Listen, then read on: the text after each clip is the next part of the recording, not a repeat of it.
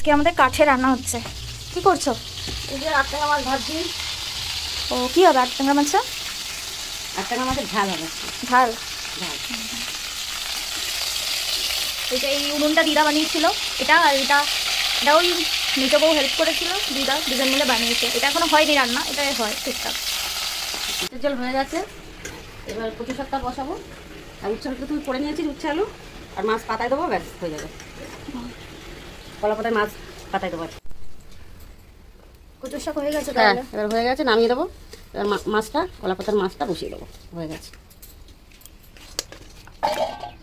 কালকে দিদা সে কচু পাতা নিয়ে এসেছিলো, সেটা কচুর শাক দিলাম। যে বাবা খেতে বসে।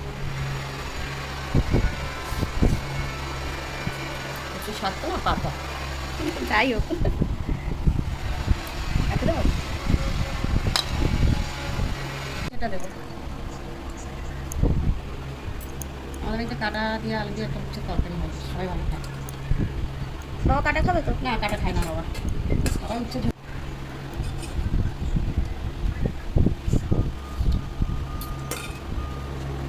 মাছটা আবার তো হয়ে গেছে, পাত ফাঁকা, বেশিক্ষণ রাখতে নেই। ভাত ফাঁকা রাখতে নেই, তাই তো? দিয়ে দিলাম মাছ। তো বাবারই কথা।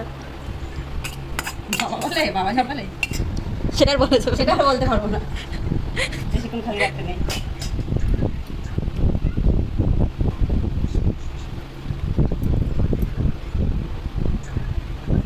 বলছেই না কেমন মাছটা, বলো টেস্ট আছে মাছে? খেয়ে দেখাও। খেয়ে দেখুন, তারপর তো বলবে। না এতগুলো তো রান্না খেলে এখন অব্দি কিছু বলেনি। আচ্ছা টেস্ট আছে? খারাপ হলে বলে খারাপ হয়েছে, ভালো হলে আমাকে বলে না যে ভালো হয়েছে।